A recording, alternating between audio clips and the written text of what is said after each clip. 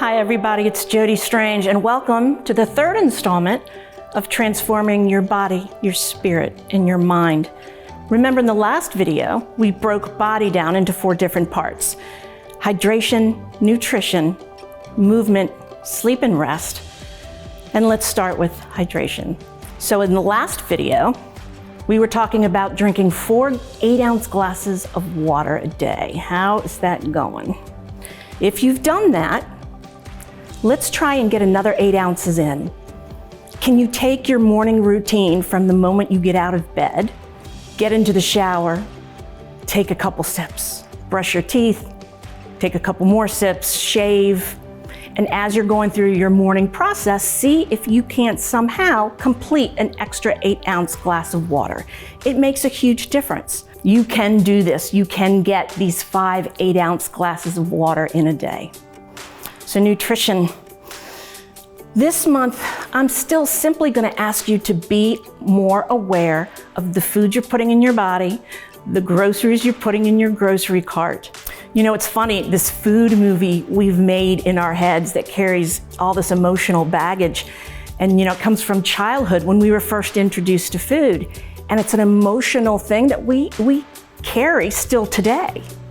So let's start making a new movie just by being aware, just by paying attention, and see if we can't even cut down more on the sugar, cut down more on the processed foods. Okay, movement. Remember, I gave you 3 choices. The first one was parking further away or using the steps versus the elevator. This month, I want you to park your car away from the door, more places, not just work. Use it all the time. That's your thing. You're parking your car as far away from the door of a store, your home, your work as possible. The next one was putting on a song, getting down and funky. Well, you should be up to 2 songs by now. Why don't you go ahead and add a third? The third thing I suggested was start a walking program. Now is the time to either pick up the speed or walk a little further. You don't have to run a marathon. Just pick up the pace or a little further to the next house. If it's just to the next mailbox, the next house, that is a win. So movement, let's keep moving. Sleep and rest. At this point, I have given you all the tools that I know of to get yourself to sleep and to stay asleep. So here's what I'm suggesting. If you're still not sleeping well, go back to the first video. Try that series again of all the suggestions I've made. See if possibly this time you see a difference. If not, what I urge you to do is seek a sleep professional. Sleep is that important to your healing process, to how you function the next day. So investigate that. Now we're on to spirit. The big ask for spirit this month is to remind you these specific breaths that we're taking from our diaphragm. So important. Up till now, I've just really wanted you to practice where to take them in, to hold at the top, and to let it out as slowly as you took it in.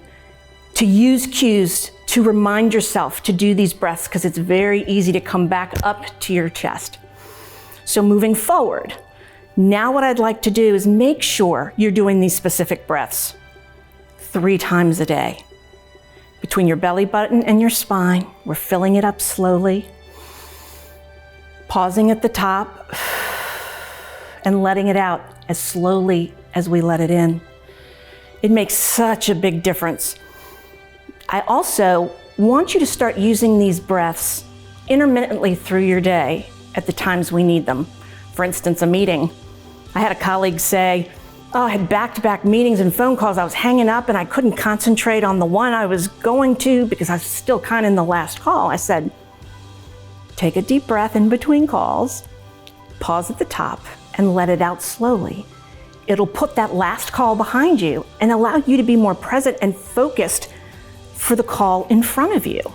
As a patient's calling you to their bedside, as you're scrubbing for surgery, as you're opening up the door, getting ready to walk in to your house from a long day, take this deep breath 3 times.